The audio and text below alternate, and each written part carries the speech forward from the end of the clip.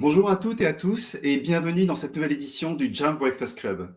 Je me présente Olivier Capel, je suis le responsable du marché éducation pour l'Europe, Moyen-Orient, Inde et Afrique au sein de Jump. Pour rappel, le Jump Breakfast Club est un rendez-vous unique durant lequel Jump donne la parole aux acteurs de l'éducation, à celles et à ceux qui sont au cœur de la transformation numérique, au service de l'enseignement, mais aussi de l'apprentissage, bien évidemment. Aujourd'hui, le Jump Breakfast Club a l'immense plaisir d'accueillir Sébastien Werber du lycée Edvard Steichen de Clairvaux, ou encore appelé l'ESC, et situé au Luxembourg. Bonjour Sébastien. Bonjour Olivier. Un grand merci à toi de nous rejoindre au Jump Breakfast Club. Pourrais-tu te présenter? Alors bonjour à tous. Donc Sébastien Werber, je suis d'abord et avant tout prof de sciences de la vie et de la terre de formation, donc SVT, formé en France. J'attaque ma 23e rentrée, si je ne dis pas de bêtises. Je suis formateur donc académique de ma discipline SVT et puis formateur TIS. Et ça va de la maternelle à l'université. J'enseigne à l'université aussi ce sujet-là.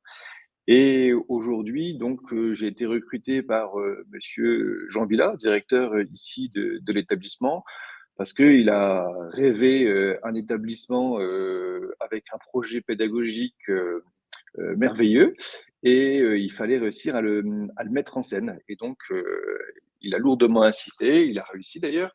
Donc, me voilà ici à Clairvaux, au Luxembourg, pour donc travailler avec pour ce lycée-là. Donc, c'est un lycée public pour tous. On enseigne ici dans 3 langues différentes, en français, en allemand, en anglais.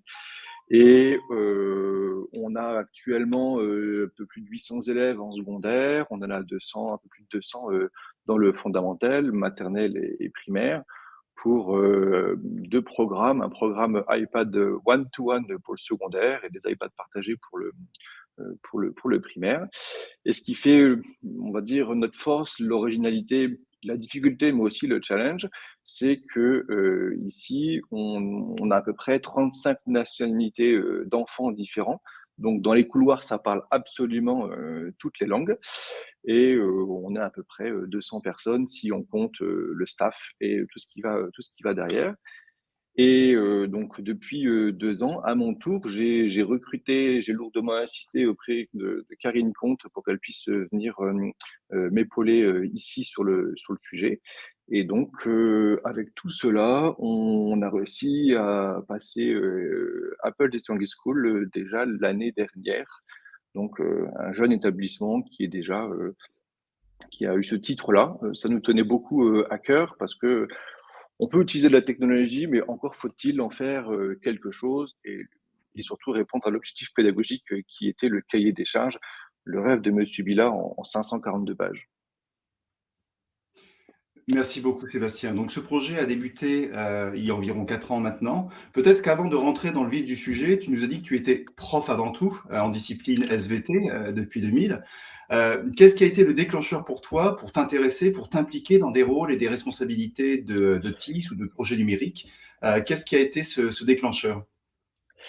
Alors, pour moi, ma force ou l'idée que tout du moins j'essaie d'entretenir, c'est l'idée que c'est pas l'outil qui est intéressant, c'est comment on va pédagogiquement prendre en main l'outil pour en faire quelque chose. Donc, tout ce qui est la technologie doit être à mon service et on va d'abord réfléchir à un projet pédagogique et après on va choisir les outils qui répondent à ce projet-là.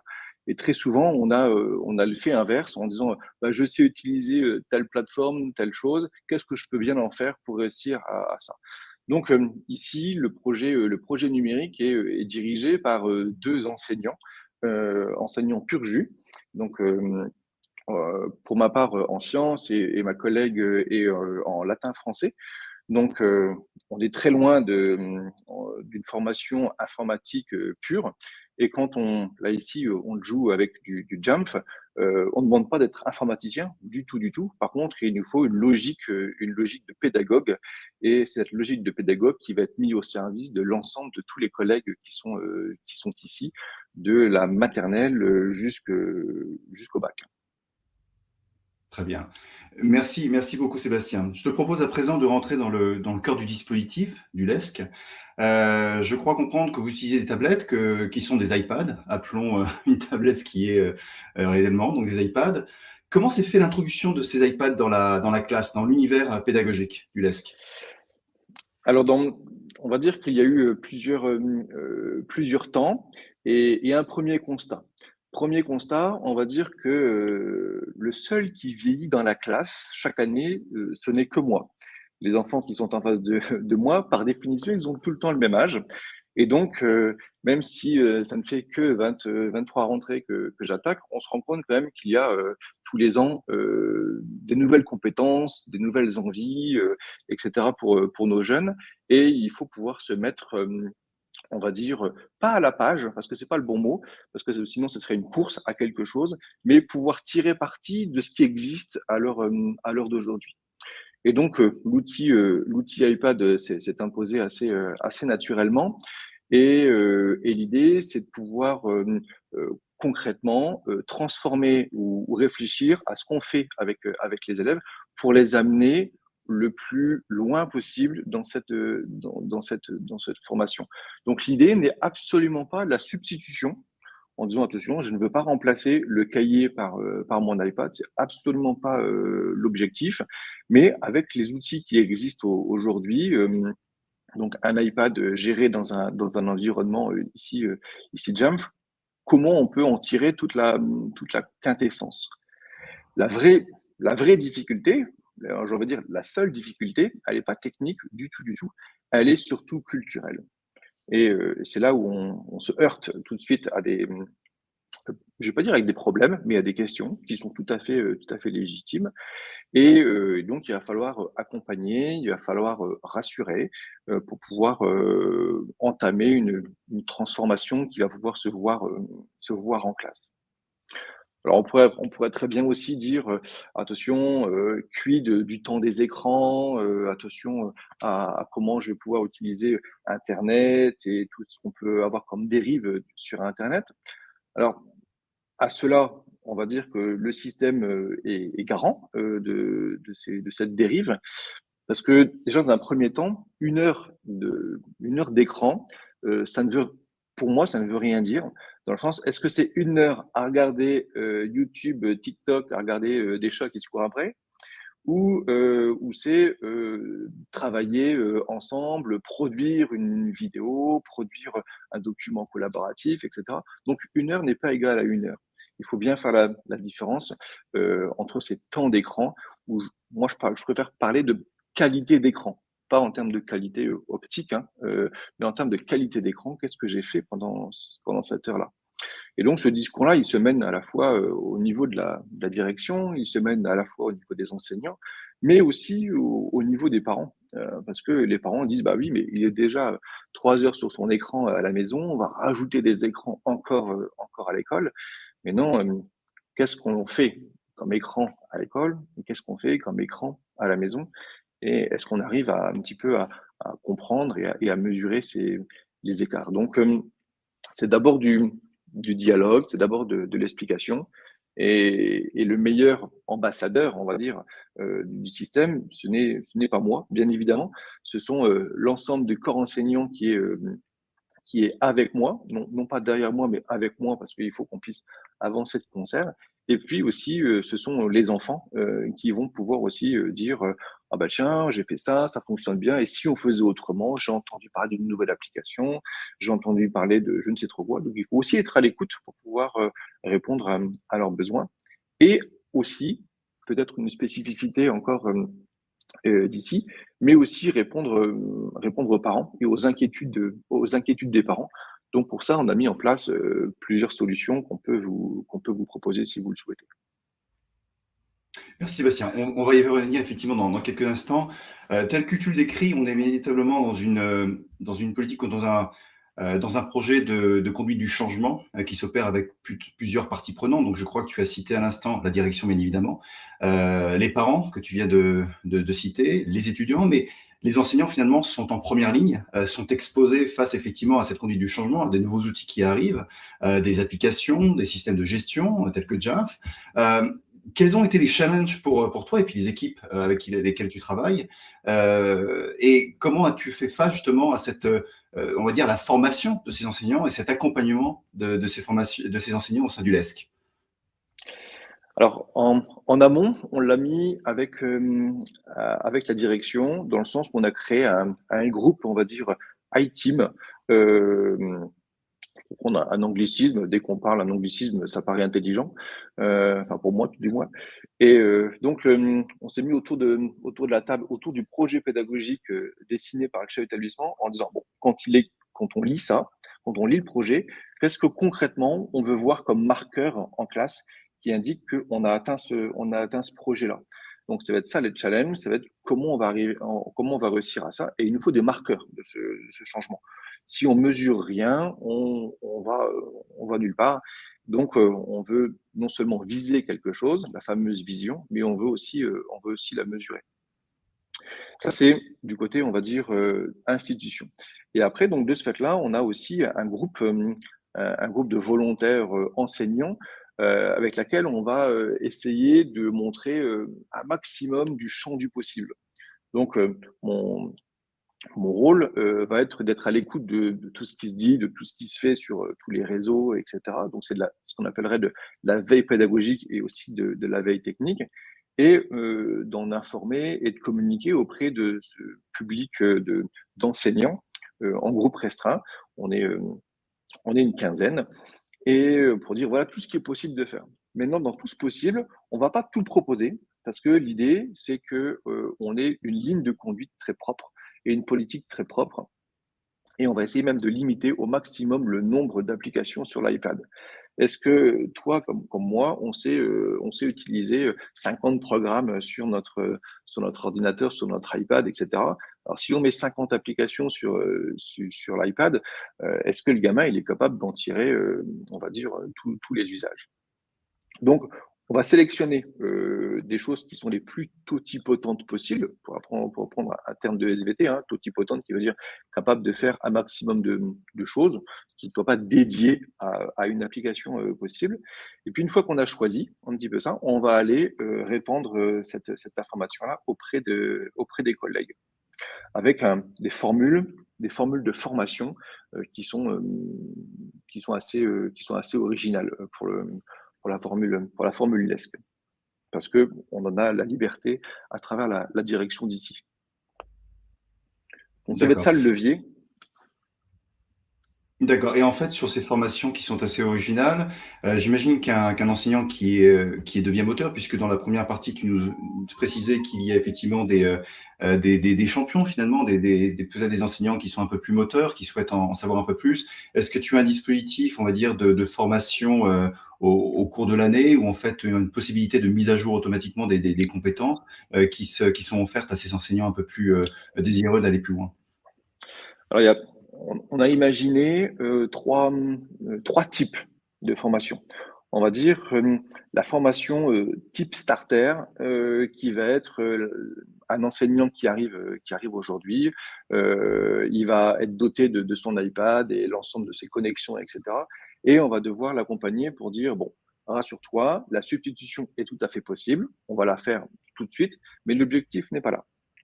Donc le starter, c'est juste le pied à l'étrier, et aussi avec un œil de bienveillance pour dire, «Ne t'inquiète pas, tout ton passif, d'enseignant et tout ton savoir-faire, on l'exploitera, il y a aucun problème, mais et on va d'abord coller au projet d'établissement». Donc ça, c'est le formation, on va dire, classique, assez frontale, avec un échange avec les enseignants, qui est nécessaire pour démarrer vite. Surtout là, dans notre période de rentrée. N'oublions pas que nous, la rentrée, ça fait seulement 10 jours, hein, que l'année dernière, nous. Mmh. On a repris un petit peu plus tard. Je rassure les autres enseignants qui nous écoutent, on a aussi fini plus tard, hein. Il n'y a pas plus de vacances. Une deuxième type de formation qui va être, on va proposer, des formations tout au long de l'année, qui vont être sous forme de thématiques, et on va essayer de ne jamais, ou très, très rarement, le moins possible, de faire que des formations de type thématique.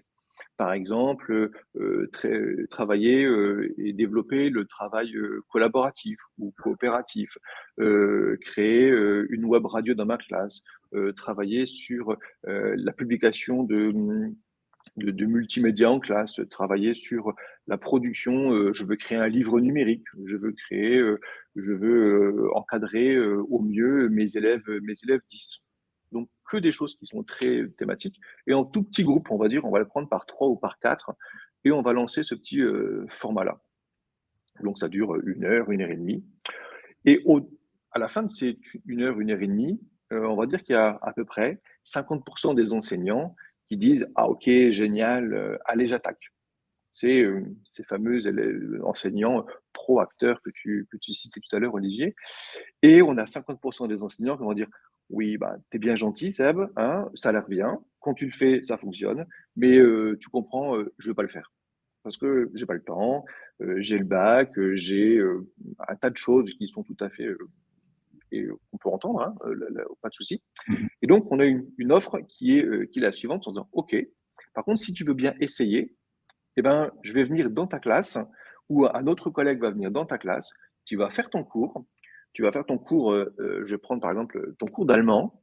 Moi, je vais venir en fond de la classe, rassure-toi, je ne comprends rien, mais je vais faire l'assistante maternelle, l'assistante paternelle pour réussir à ce que ton premier essai, ton première envie de créer un livre numérique, là ici dans mon cahier d'allemand, soit une réussite et du premier coup. Je suis conscient que tu as investi du temps pour te remettre en place et en plus, tu pars dans une zone où tu n'es pas forcément confiant en toi et il faut qu'à la fin de l'heure, ça soit une réussite. Double objectif pour moi, que lui réussisse tout de suite, mais surtout que quand cette personne-là va revenir en salle d'épreuve, elle va dire: «Eh les gars, j'ai fait ça et ça marche». Et quand tout d'un coup, Stéphanie, elle arrive en salle des classes et elle dit: «Eh les gars, j'ai réussi», tout d'un coup, Stéphanie, elle est crédible. Alors que moi, si je réussis, on va dire: «C'est normal». Alors que si Stéphanie arrive, donc forcément, tout d'un coup, elle amène du poids et elle engage, et c'est un cercle vertueux sur laquelle on va dire: «Ah bah oui, mince, elle a réussi à faire ça, bah, pourquoi pas moi?» Et puis de ce fait-là, on dit: «Ah bah tiens, lui, il sait le faire et c'est une personne ressource pour pouvoir y aller». Donc c'est un démultiplicateur dans ce jeu-là. Et après, pour pouvoir aussi, aider et accélérer, ces choses-là, on a mis en place aussi une formation pour les enfants. C'est-à-dire que les enfants, on pourra détailler ça plus si tu le souhaites. Dans le système JAMF, ils ont des droits qui sont assez différents, qui sont assez faciles à gérer et qui vont aussi être acteurs et garants de, «Pas de problème, monsieur, madame, je sais comment faire, je vais aider mon copain pour l'aider» et on sait qui sont ces élèves-là et ils sont estampillés et enfin, pour que ça fonctionne aussi, j'ai dit qu'il y avait 3 types de formation. La troisième, elle est aussi pour les parents.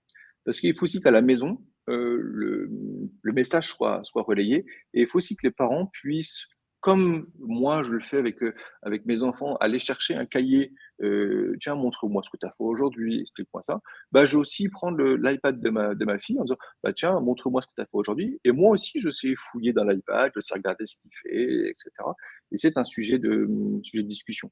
Et c'est pas, «Non, non, c'est l'iPad, non, je l'ai pas reçu, non, je savais pas». Non, aujourd'hui, ne pas savoir, d'avoir perdu, avec le système qui est mis en place, c'est pas des excuses qui fonctionnent, hein. Les seules excuses qui fonctionnent, c'est, «J'ai pas de courant, j'habite dans une grotte», ça fonctionne. Mais le reste, ça fonctionne pas. Comme excuse, je veux dire. Donc effectivement, pour chercher les excuses, c'est un peu plus compliqué, surtout trouver la grotte. Tu as lu dans mes pensées, mais bien évidemment, tu as parlé Ah, d'une pardon. partie prenante très Mmh. importante, puisque sans eux, les enseignants ne sont pas là, sans eux, nous ne sommes pas là aussi. Ce sont bien évidemment les élèves, les enfants eux-mêmes. Tel que je le comprends, les enfants jouent un rôle très important en termes bien de partie prenante. Ils sont aussi des acteurs au quotidien, puisqu'ils rentrent dans le cadre de non pas de l'expérimentation, mais vraiment des usages qui se mettent en place. Est-ce que tu peux évoquer quelques exemples de leur rôle actif au sein du LESC? Alors on va dire que, dans le système, qu'on leur met à disposition, donc là dans Jump, Student, ils ont accès à pas mal de ressources qui sont possibles. Et au-delà de cette ressource, l'idée Et le projet d'établissement nous dit qu'il faut qu'on fasse confiance aux élèves et qu'on développe leurs compétences personnelles. L'idée, c'est se réaliser. Donc, on va dire qu'un élève qui se comporte éthiquement bien à travers ses usages numériques va pouvoir passer un système de badge et va débrider son iPad pour avoir de plus en plus de droits. Donc, on a un système badge rentrée où mon iPad est face à la route et je ne peux pas changer mon fond d'écran. Les applications sont bien rangées en fonction des types et des activités que je veux faire. Production d'écrit, production d'oral, production de multimédia, etc. Donc, c'est quelque chose d'efficace. On est sûr que ça fonctionne. Mais en plus, c'est nouveau, tout est rangé pareil. Et si on se rend compte qu'il est apte à passer la case au-dessus, il est volontaire et il va aller postuler pour dire je pense que je suis volontaire et il va aller nous rencontrer pour postuler à un badge supérieur. Donc, à niveau, on va dire, si je prends des couleurs bronze, argent, or, et à partir du niveau bronze, bah, de ce fait-là, il va pouvoir ranger ses applications comme il l'entend. Mettre un fond d'écran tout en respectant la charte de l'établissement. Si je débride encore un petit peu, il peut passer encore un cran au-dessus et donc de ce fait-là, il va pouvoir avoir accès à des moyens de communication à laquelle il n'avait pas accès, type e-message ou à des réseaux sociaux, etc. Et le nec plus ultra, le Graal, pour ceux qui le souhaitent, c'est d'atteindre les Genius. Les Genius, là, on va dire notre groupe or, les Genius Students, qui sont des élèves au service des autres élèves. C'est-à-dire qu'eux, en plus, ils ont passé, alors pour l'anecdote, ils passent même l'examen Apple Teacher. Oui, je connecte sur le truc d'Apple, ils passent les badges Apple Teacher, donc ils ont des compétences techniques et un petit peu pédagogiques sur le sujet. Et c'est eux qui vont, par exemple, l'année dernière, c'était tous les mardis accueillir les autres élèves pour répondre à leurs questions. Bah, tiens, moi j'ai une idée en français, on me demande de faire un résumé du livre qu'on a lu pendant la vacances. Je voudrais faire une petite vidéo, mais je ne sais pas comment on fait la petite transition qui est jolie, ou je ne sais pas comment on fait un film qui va bien, etc. Et ce sont les élèves qui aident les autres élèves. Double intérêt, déjà se multiplier, parce que avec Madame Comte et moi, on est que deux. Donc déjà, tout d'un coup, on devient 15. Et puis, l'autre intérêt, c'est que aussi ces élèves-là parlent à d'autres élèves. Donc, le discours est aussi plus franc, plus direct. Et puis, quand on demande à son copain qui dit exactement la même chose que le prof, eh ben, le copain, il le dit forcément mieux que le prof, parce que c'est dit autrement.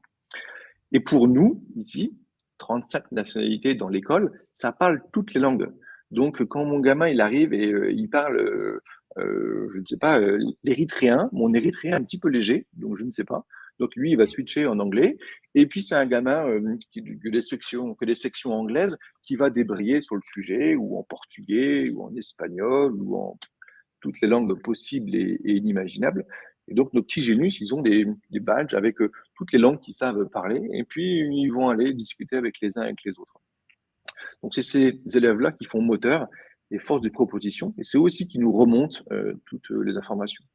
Ils le gèrent même comme, comme des pros, on va dire, c'est-à-dire qu'ils créent des tickets d'incident, lui, il a un problème technique, et de ce fait-là, ça passe au niveau du dessus, et donc c'est nous qui récupérons ce problème-là et on le gère ensuite. Donc ces élèves-là, on leur fait confiance, mais on montre aussi à tous les élèves que c'est pas une question d'âge. Donc ça veut dire qu'il y a un élève de 12 ans qui a des droits supérieurs à un gamin qui aurait 16 ans, parce qu'il est éthiquement plus responsable, donc il monte plus vite. À l'inverse, il y a des enfants qui disent non, non, moi ça m'intéresse pas d'être génius, hein. Non, non, moi je vais jouer au foot le mardi, ça m'intéresse pas d'aider les autres, hein. Pas de problème. Chacun fait comme il le sent. Donc, ça débraye. Donc, dans le système Jamf, il y a des systèmes de profils qui sont possibles. Si ça vous intéresse, tout ça est documenté dans un livre qui a été publié et qui est gratuit sur l'Apple Store, Genius Lab. Et on redonnera, si tu veux, les coordonnées de ce lien-là directement. Il est gratuit. Alors, le livre est ancien, parce que c'est un petit moment déjà que ce système-là existe. On l'a beaucoup perfectionné au cours du temps, mais tout est rédigé à l'intérieur de ce dernier pour avoir ça. C'est possible parce que techniquement, c'est pas compliqué de faire évoluer l'iPad à la volée assez vite en fonction de son utilisateur. Et bien évidemment, parce qu'il y a des élèves qui essayent, hein, on a le droit d'essayer dans la vie, il y a un système de black badge. J'ai voulu regarder ma petite vidéo ou du replay d'hier soir du match de foot Bayern de Munich pendant le cours de maths. Donc, ok, on a le droit d'essayer. Bien sûr, on se fait attraper. Et donc, de ce fait-là, il y a un black badge, c'est-à-dire un système qui verrouille plus fort l'iPad. Les parents sont avertis comme quoi, bah voilà, votre enfant a fait une bêtise. Hein, on est là pour apprendre. Et voilà, il est en mode dégradé pendant un temps, et puis il reprendra le fil du temps. L'idée, c'est qu'un droit qui est gagné par un enfant, on se rend compte qu'il est nettement plus respecté qu'un droit qui est acquis, sur lequel je vais tenter des fois de faire une petite bêtise pour voir si je me fais pas prendre ou pas. Parce qu'on est aussi bien conscient qu'il y a plein de choses qui se font sur lesquelles on les a pas vues. Ils sont 1000, on y sont 1000, on est seul ou deux à gérer sur le sujet. Je suis sûr qu'il nous manque plein de choses. Merci Sébastien.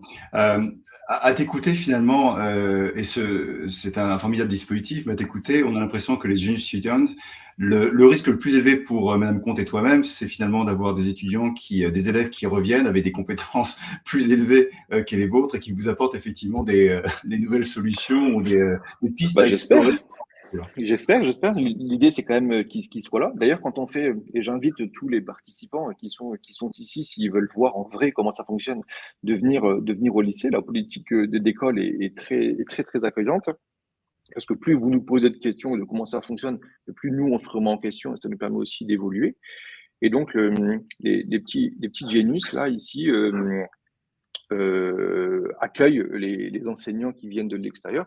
Et donc, personnellement et puis culturellement, on va dire qu'on accepte largement que l'information vienne aussi des enfants. Alors c'est vrai que c'est un petit changement de posture en termes on va dire, de chef du savoir. Je possède la craie, je suis le maître du savoir dans ma classe. J'accepte aussi que je ne suis pas forcément le maître du savoir, surtout, je connais mon champ disciplinaire, et un petit peu à côté, mais eux aussi viennent avec un bagage culturel qui est aussi très important, qui n'est peut-être pas identique au mien, et j'espère qu'il n'est pas identique au mien. Entendu.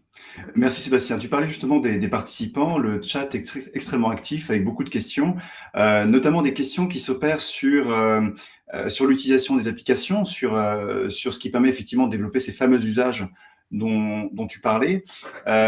Si j'essaye de résumer en fait la question des participants, elle s'opère en fait en termes de collaboration dans la classe. Qu'est-ce que tu pourrais donner comme conseil, en tout cas, qu'est-ce que tu pourrais partager dans cette utilisation collaborative enseignant-élève au sein de l'univers de la classe? Alors, l'idée, c'est d'avoir un mode collaboratif qui soit, je dirais, on-off. Que des fois, on ouvre le système collaboratif pour que la classe puisse s'exprimer dans plein de façons différentes, mais aussi, de temps en temps, aussi fermer ce mode collaboratif parce que demain, on va dire, c'est l'évaluation sur le sujet. Je veux être sûr que je laisse une trace propre sur l'ensemble. Donc, par exemple, on a injecté dans Jamf ici, par exemple, Explain Everything, qu'on arrive à intégrer très facilement dans le système. Et on peut mettre du collaboratif ou pas dedans, et ça s'allume on-off. Et donc, pour nous, on va dire que le mode de fonctionnement, on a choisi, au vu du projet pédagogique, de faire tout tourner autour de Shobi, la plateforme Shobi. Je ne sais pas si on a le droit de la citer, Olivier, mais on Tout veut à fait. parler, Shopee et Explain Everything sont des partenaires Jamf. on veut, on Il veut y a la- effectivement une intégration totale. voilà, on veut parler pratico-pratique. Donc, ça fonctionne sur Shobi, les élèves à l'ensemble de ces cours sur Shobi. Dans Shobi, on intègre directement les tableaux Explain Everything. Donc, pour l'élève, c'est complètement transparent. Il est dans Shobi, il clique sur son tableau, boum, le tableau, il est là. Il y a ses copains qui arrivent en même temps, etc. Le prof ouvre ou déverrouille en on-off. Pour lui, c'est très simple aussi sur le mode collaboratif. On a eu même avec l'expérience Covid l'année dernière, des choses assez rigolotes, dans le sens où, par exemple, un travail de groupe présenté au tableau, mode Explain Everything, et ils sont à 3 à présenter dans la classe et j'en avais une qui n'était pas présente en classe, positif et éloignée, Covid et chacun a pris la parole et la troisième, elle a fait cours de chez elle. Elle a expliqué à son exposé de chez elle dans Explain Everything. Donc on la voyait, alors non pas, on peut la voir visuellement, mais ça n'apporte pas grand-chose, mais on la voyait écrire au tableau devant les autres, on la voyait, expliquer, annoter son graphique, ses documents et cetera. Donc on est vraiment en mode, collaboratif en présentiel, même en distanciel. Je J'imagine que ma séance de cours n'est qu'un temps de présentiel dans ma séquence de cours, donc au laquelle on est tous présents au même endroit. Mais le cours, il a un avant, il a un pendant, il a un après et ce n'est qu'un temps de rencontre. Là, ici, ma plateforme et mon mode collaboratif est un mode de communication, assez présent. Ma collègue, avec les petits nouveaux qui arrivaient, premier cours qu'elle a fait, vous prenez votre Chobi, vous cliquez dessus, boum, on est en mode collaboratif. Allez, dites-moi et dessinez-moi ce qu'est les sciences pour vous. Et puis ça tirait dans tous les sens. Et puis après, elle range et elle dit bon voilà, j'arrête le mode collaboratif. Ce mode-là maintenant est fixé. C'est donc notre définition de ce qu'on va faire cette année. Et on continue. Donc c'est un temps, le mode collaboratif est un temps dans la séance. Merci Sébastien et merci d'être revenu avec ces deux applications. Alors bien évidemment, il y en a beaucoup d'autres. Je crois que notamment ces applications ont permis d'éviter d'utiliser d'autres applications peut-être un peu plus lourdes, tout efficaces mais un peu plus lourdes, notamment sur traitement de texte, présenteur, présentation assistée, etc., puisque tout peut être imbriqué. Nous avons des questions des participants qui sont le liste des top applications utilisées. Est-ce que, en dehors de Explain Everything et Shobi, tu en citerais une ou deux complémentaires qui rendrait des avantages pour le premier degré, pour le second degré? Alors, si on prend premier cycle 3 et sur un truc à cheval, cycle 3 et début du collège, on va dire, ou même lycée, hein, par exemple, tout ce qui va être Notability, par exemple, est une application qui s'intègre très très bien. L'idée, c'est quelque chose de totipotent. J'ai envie d'écrire, de dessiner, de parler. Ben, on va le faire là-dessus. Maintenant, pour mes plus jeunes, on va dire, je prends pour mes maternelles, par exemple. Mes maternelles, on a décidé de faire un portfolio de mes réussites au cours du temps. Alors, ce portfolio, il est complété en classe et en plus à la maison. Donc, par exemple, j'ai réussi à faire du vélo ce week-end. J'en suis très fier. Je vais le présenter à mes copains et compagnie. Les parents accèdent. Donc là, ici, on a choisi Book Creator, toujours qui s'intègre parfaitement dans le système. Book Creator, ils peuvent l'écrire en classe sur leur iPad ou accompagné avec les enseignants pour un enfant qui serait pas forcément auteur encore de lui-même, même s'il peut dessiner. Mais les parents peuvent aussi compléter le document, mettre une petite photo, mettre une vidéo, un petit texte avec l'enfant et compagnie. Donc la collaboration s'étend aussi pour le primaire avec les parents. Et les parents en sont très contents parce qu'ils se sentent impliqués dans l'école. Et puis montrer aussi que la sphère des apprentissages de l'enfant, elle n'est pas réservée au monde de l'école. C'est une sphère beaucoup plus large. Et puis peut-être que les enfants ont des aptitudes où ils ont réussi à se dépasser dans un autre cadre que l'école, ce qui nous permet, nous, en tant qu'enseignants, de rebondir sur le sujet en disant, tiens, il paraît que tu as réussi à faire ça dans ton club de volley, tu peux nous dire comment tu as fait, etc. Et c'est pas les mêmes qui sont actifs en classe et ceux qu'on pourrait rendre actifs en classe parce qu'on a vu qu'ils faisaient des choses à l'extérieur. Alors attention, hein, la journée n'a que 24 heures, la nuit je dors, accessoirement j'ai femme et enfants, donc attention, je dis pas non plus, ça peut être hyper chronophage, mais ça fait partie des outils qui sont dans ma besace, enfin, et dans la besace des enseignants. D'accord. Donc en fait, là, tu nous mets sur la piste d'une future intelligence artificielle de Sébastien Werber, comment cloner Sébastien Non. Werber pour le futur. En parlant justement de timing et de journée à 24 heures, on va être un peu pris par le temps parce que extrêmement intéressant de Oui. d'écouter. Et en lisant un peu l'ensemble des questions en fait de notre audience aujourd'hui, Je vais en fait diriger finalement la prochaine question sur une question qui revient régulièrement sur l'apprentissage personnalisé finalement des enfants qui sont peut-être dans une position d'apprentissage différente que d'autres. Tu nous as parlé du nombre de nationalités notamment, mais il peut y avoir aussi en fait des positions liées en fait à ce qu'on appelle les D, dyslexiques et en fait SLIS en général. Est-ce que tu peux nous expliquer en quelques mots comment au LESC vous avez effectivement, comment vous adoptez votre attitude par rapport à ce besoin d'apprentissage personnalisé? Alors, le premier problème qu'on va avoir déjà ici, c'est la langue. Déjà, tout le monde ne parle pas la même langue, même enfants, enseignants. Donc déjà, de ce fait-là, l'iPad va faire la transition entre les deux, parce que l'iPad va pouvoir, on va dire, traduire à la volée. Et on fait la même chose d'ailleurs. On a mis en place un outil de communication avec les parents aussi, qui traduit à la volée. C'est-à-dire que les parents peuvent nous répondre en portugais, enfin écrire en portugais, et nous on reçoit la réponse en français. Attention, avec une traduction automatique, mais au moins on échange. Donc, première chose, c'est la langue. La deuxième, on a aussi des élèves qui sont en voie de préparation, c'est-à-dire des élèves qui sont en difficulté scolaire et qu'il va falloir accompagner. Donc, c'est tout ce qu'on va, tous les profils qu'on va appeler D+. Alors, l'idée, c'est que donner la possibilité à l'enfant de débloquer des fonctions de l'iPad qui font que on a un petit correcteur qui va en plus, on a l'open disk qui se fait systématiquement, on a l'épuration des pages de navigation pour des élèves qui sont dyspraxiques, etc. L'audio, la dictée, etc. Ce sont des profils qui existent. On les avait développés et on les a mis en place pour les élèves à besoins particuliers. Et voyant cela, d'autres élèves disent non, mais moi, je n'ai pas la chance d'être, avoir mon dossier MDPH, machin, mais moi aussi, je voudrais ce truc-là. Donc finalement, les profils D+, donc 10 quelque chose, sont ouverts à absolument tout le monde et on se rend compte que 90% des élèves utilisent ces profils-là qui étaient destinés au départ à ça. Double intérêt, bah, c'est que déjà, les élèves qui sont 10 dans la classe, bon, on ne sait plus qui c'est, parce que finalement, ils ont tous voulu le profil 10. Donc, c'est plutôt un premier pas. Et puis, le deuxième, c'est en tant qu'enseignant, j'ai 25 élèves dans ma classe, quand c'est pas 30 ou 35, et j'ai pas forcément le temps d'aller faire la petite adaptation qui va bien pour chaque enfant. Et donc, de ce fait-là, laisser la possibilité à l'enfant de créer cette petite opportunité. J'ai eu des recommandations, des fois un petit peu rigolotes. Enfin, sur le coup, ça paraissait rigolo. Après, quand on réfléchit, ça ne l'est pas tellement. Par exemple, une recommandation pour un enfant qui était déficient visuel profond, et c'est marqué noir sur blanc, l'enfant doit être à 70 centimètres du tableau.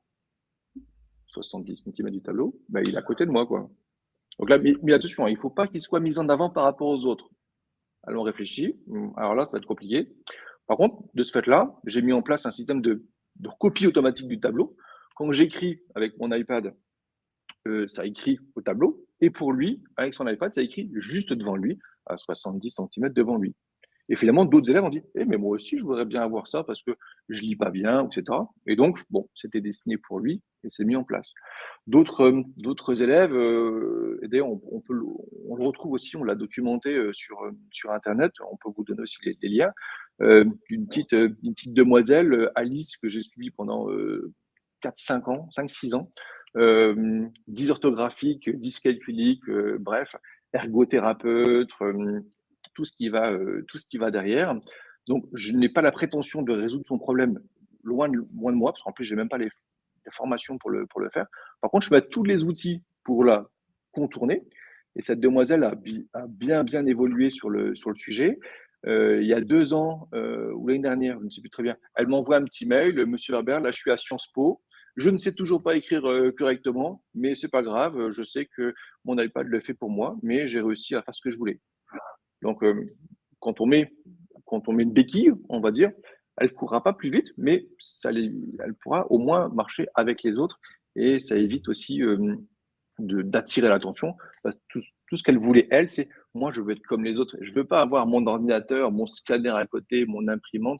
Bref, la tchotte, elle venait avec un caddie en classe, quoi. Elle est tellement suréquipée que ça devenait vraiment très, très compliqué. Là, ici, du profil 10 s'applique et puis on peut débrayer. Et ça fonctionne aussi très bien pour des plus jeunes enfants qui, en termes d'écriture, sont plus ou moins longs à démarrer en termes de lecture. Et on active ou on désactive des aides qui sont possibles. Donc, dans la classe, j'ai 25 apprenants, j'ai 25 profils différents et il faut que je puisse être attentif à tout le monde, mais je vais m'équiper pour pouvoir substituer des problèmes, on va dire. Merci Sébastien. Les questions foisonnent concernant justement cette D+10.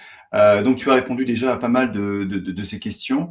Je rappelle que le webinaire de ce jour est enregistré, donc vous aurez l'occasion de le revoir et nous essayerons dans le même envoi du lien de vous communiquer ce dont Sébastien parlait, effectivement sur les références de ces fameuses applications, de ces fameux usages, notamment la recopie d'écran, qui n'est finalement pas une application complémentaire, mais qui est intégrée dans l'usage dans le système d'exploitation iPad.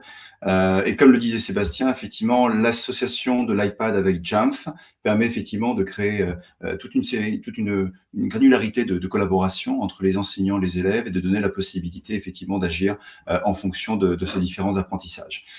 Nous arrivons pratiquement au terme de ce webinaire.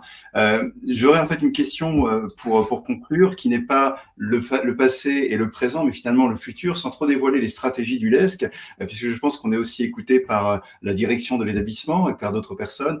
Mais est-ce que tu serais capable effectivement de partager finalement quels seront les grands projets ou les grandes lignes directrices pour ces 12 et 16 prochains mois?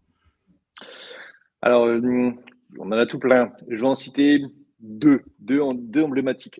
On va dire, je ne sais pas si les enseignants qui nous écoutent ont entendu parler des STEAM, S-T-E-A-M, donc les sciences et techniques, l'ingénierie des arts et mathématiques.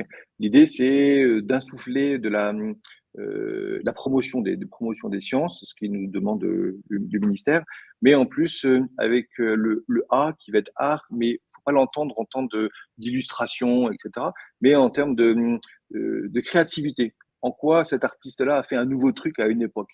Bref. Donc, au-delà de ce concept-là, on est en train de travailler avec une autre entreprise qui est Rune, pour ne pas la citer, mais Rune qui est on va dire quelque chose qui va mettre à disposition de la musique, et essentiellement la musique en très bonne qualité. Mais en plus, vous avez tout l'environnement de cet artiste-là. Quand il a fait ce morceau-là, il a collaboré avec machin, et à ce moment-là, c'était vraiment très novateur.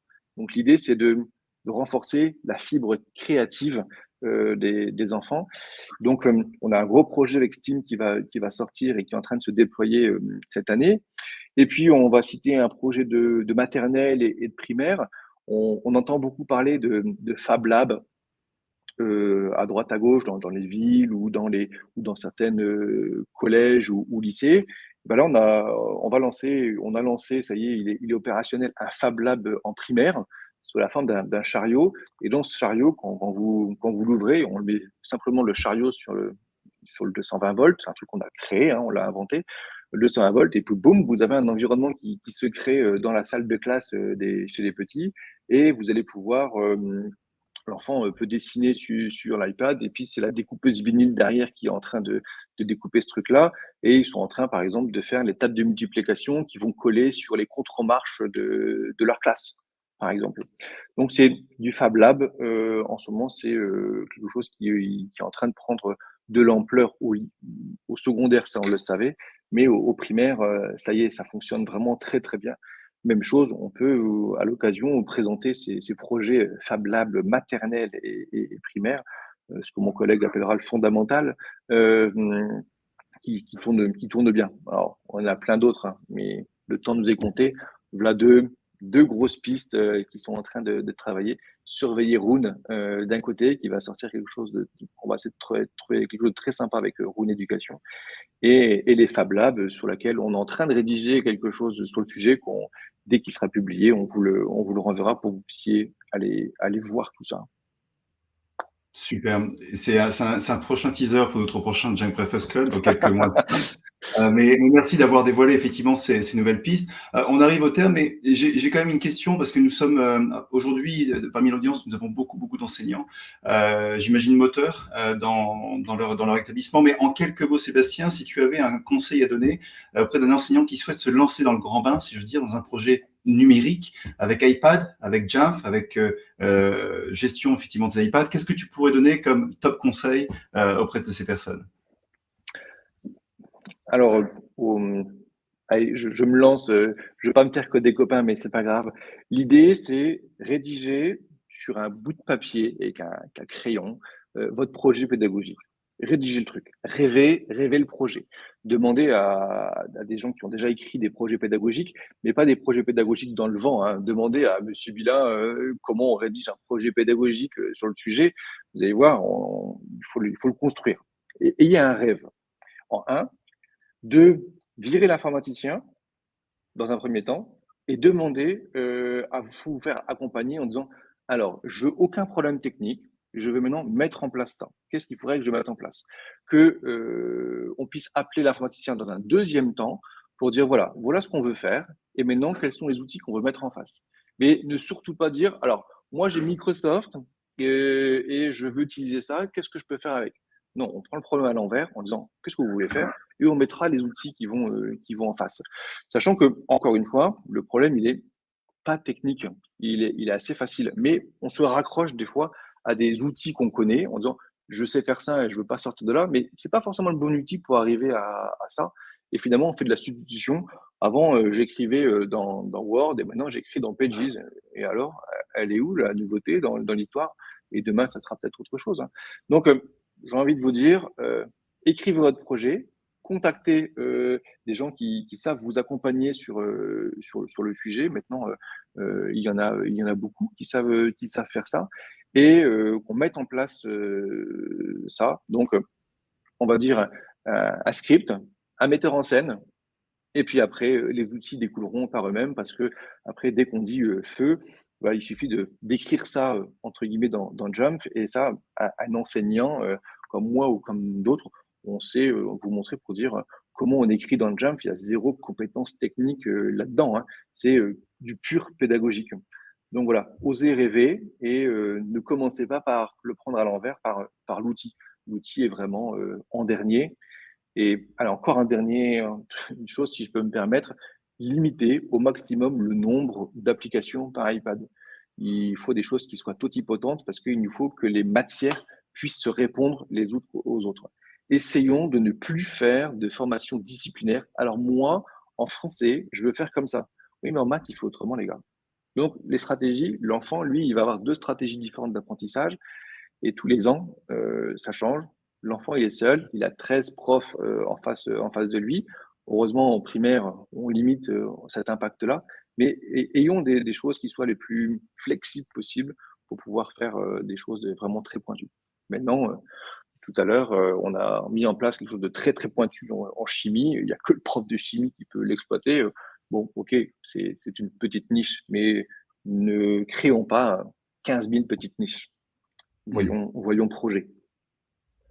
Intéressant, merci de préciser effectivement peut-être la lourdeur du trop nombre de contenus offerts aux élèves. Et je précise aussi que c'était en fait une vue d'esprit, en tout cas langage figuré, de fait de virer l'IT, mais on a bien compris effectivement que c'est de repositionner au centre effectivement d'un projet la pédagogie et finalement l'apprentissage qui est lié, pour ensuite associer effectivement l'informatique qui est tout autant important puisque nous avons besoin de tuyaux de connexion, nous avons quand même besoin de connexion avec ce qu'on appelle le MDM comme Java. Mais merci pour ce retour et ces conseils. Sébastien, d'ailleurs, je rappelle que pour chacun d'entre vous qui souhaitait tester, si vous avez quelques iPads à disposition, vous pouvez tester gratuitement la version dont Sébastien fait l'usage aujourd'hui au sein du LESC, qui est Jump School, pour plusieurs jours, plusieurs semaines. Et le lien va vous être communiqué dans le chat et vous pouvez dès aujourd'hui faire une demande d'évaluation. Nous arrivons au terme de ce Jump Breakfast Club, le troisième en français. Je tenais à remercier sincèrement, vivement Sébastien, mais aussi toute l'équipe qui travaille avec Sébastien, de la direction aux différents enseignants et aux élèves, les Genius, et puis ceux qui ont un Black Badge qui vont devenir Genius dans le futur. Très instructif. Je remercie aussi tous les participants de ce Jump Reflex Club, puisque nous avons eu un grand nombre de questions que nous essayerons bien évidemment de prolonger au fur et à mesure de nos relations dans le futur. Donc, n'hésitez pas à revenir vers nous. Je vous souhaite une excellente journée et vous dis à très bientôt. Merci Sébastien. Je vous en prie. Et puis n'hésitez pas, il ne faut pas forcément nous croire sur parole. Venez constater par vous-même que c'est tout à fait faisable. Nous serons ravis aussi de vous accueillir sur place au sein du Grand-Duché. Merci, à bientôt. Au revoir. Au revoir.